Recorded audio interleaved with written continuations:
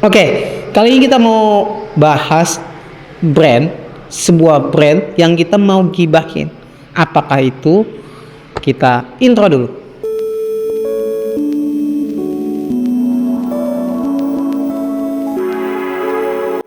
Oke, sebelumnya aku disclaimer dulu ya. Lumayan lama video ini tayang di jedanya yang dimana Februari. Ini sudah di Maret. Sebelumnya mohon maaf juga ya, ada terkendala produksi. Jadi kuharapkan kalian tetap bisa support dan terus mendukung channel ini agar berkembang. Oke, kita lanjut membahas sebuah brand, yaitu brand HP yang mau kita gibahin. Brand itu adalah Samsung. Oke, kita bahas satu persatu dan kita gibahin aja. Pertama, mungkin kalian sudah kenal yang namanya brand Samsung itu ya, cukup lumayan familiar dan sudah banyak ekosistem yang sudah ada terutama di Indonesia ini, dan salah satu yang cukup top di Indonesia juga. Cuman di sini aku terinspirasi dari David Gadgetin di video shotnya itu pendapat brand, dan aku sangat setuju lah ya, yang dikatakan David dari Gadgetin itu tentang Samsung. Kadang itu barangnya bagus, kadang itu barangnya jebakan. Jadi untuk memilih sebuah smartphone, terutama di brand Samsung ini yang kita gibahin ini ya, kalian terutama ini di awal tahun dan di Ramadan juga, hati-hati loh kalau tergocek dengan ya nanti ujung-ujungnya menyesal untuk belinya, terutama di Samsung ini. Kalau menurut pendapatku ya, di Samsung ini memang ada jebakan bagian produkannya atau jual gimmick, ada yang memang bagus, pure bagus. Nah, di sini kita bahas juga ya satu persatu. Yang bagus itu apa, yang worth it itu yang mana, dan golongan yang memang nggak usah mikir-mikir yang mana. Oke, pertama-tama yang kita bahas nggak bagusnya dulu. Jadi terutama ya, Samsung itu terkenal dengan lini line up-nya yang pakai seri kode A, M, sama S kalau flagship. Ada juga yang S, di belakangnya ditambahin FE. Kalau yang zaman dulu Lite, sekarang ditambahin FE. Oke, kita bahas yang seri A-nya dulu. Untuk seri A-nya ya, aku yang tidak merekomendasikan itu adalah seri A yang depannya itu 0 atau yang sekarang itu A06. Mungkin sudah tayang juga ya, kalian bisa cek aja situ, atau depannya itu 1. Bahkan yang 2 itu aku nggak rekomendasi. Kebanyakannya itu gimmick ya yang ditawarkan, dan emang bukannya itu nggak menarik sama sekali, bukan. Ada juga yang bagus-bagusnya, tapi kalau aku mending coba cari alternatif brand lain kalau pembandingan atau kamu mendang-mentik.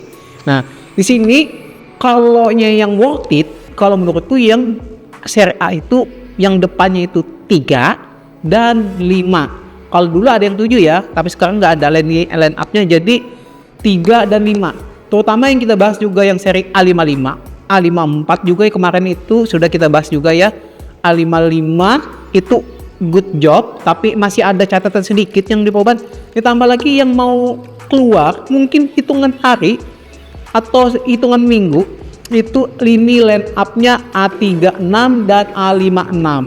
Jadi kalau kalian punya budget sekisaran 2 atau 3, bisa ngambil produk yang tahun lalu, seri seperti seri A36. Mungkin masih lumayan ya di kisaran 4 kalau ada birolnya nanti. Kalau bisa ditabung lagi tambah daripada kalian menyesal. Atau nanti kita pembahasin seri M aja.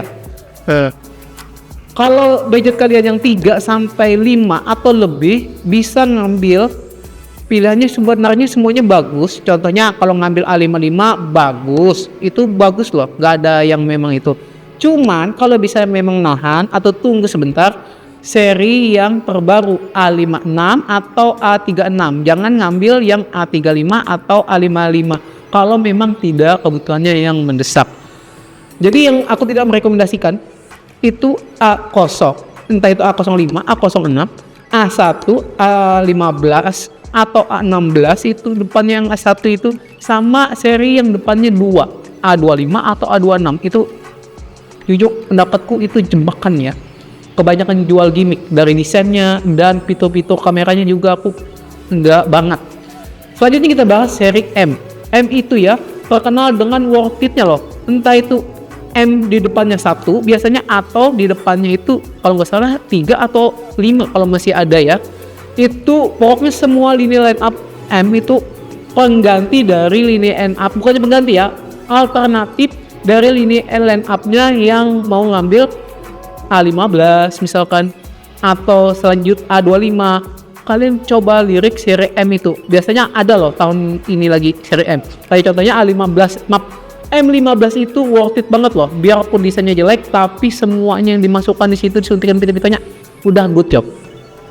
Oke, yang terakhir yang kita bahas adalah seri flagshipnya atau seri S. Di sini aku tadi kan ada bilang ada di belakangnya FE atau yang dulu light, atau yang memang flagship basic seperti yang di tanganku ini, yang basic atau yang berkata yang paling biasa banget, sampai yang ultra. Cuman kalau Samsung menurutku ya, kalau kalian mau ngambil memang budgetnya di atas 7 sampai seterusnya, bahkan sampai 20, nggak usah mikir, sesuaikan budget kalian, itu udah bagus banget.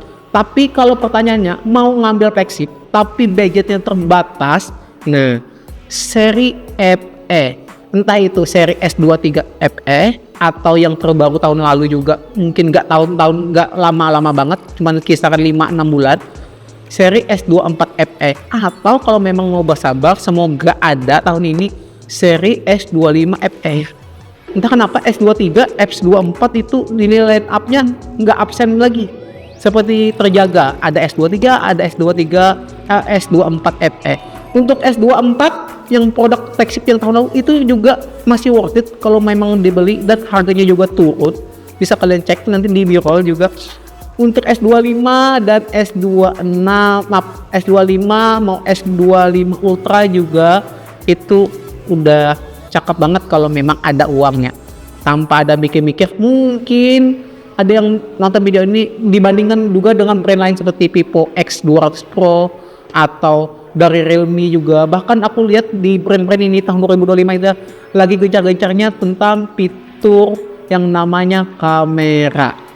Mungkin kalau kita bandingkan ke brand lain, kayaknya mungkin ya rada-rada kalah lah kalau brand Samsung. Tapi untuk pemakaian jangka panjang dan upsell, menurutku Samsung ini masih juara. Mungkin segitu aja ya gibahan produk dari Samsung, dan aku tarik kesimpulannya, Samsung itu hati-hati kalau kalian beli produknya. Jadi aku nggak merekomendasikan yang misalnya seri, kalau seri A itu yang menengah ke bawah, dalam artian 2 depannya, 1 dan kosong itu masih kurang worth it. Seri M itu alternatif yang dari ku bilang nggak worth it. Seri yang A misalnya digitnya 3 dan 5 itu menurutku worth it. Nggak ada selama ini yang nggak bagus, semuanya bagus-bagus.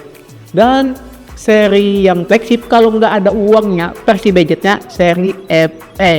Jadi menurutku brand ini memang kebanyakan nyantai banget dan terlalu menikmati posisinya. Tapi bagiku kalau kalian kejebak yang baru pertama kali beli Samsung, hati-hati, takutnya kalian menyesal. Mungkin segitu aja video ini aku akhiri. Di belakang ada Bro Imin, dan mohon maaf ya agak lama jeda video ini dengan video yang bulan lalu. Dan sampai berjumpa di video selanjutnya, dan salam.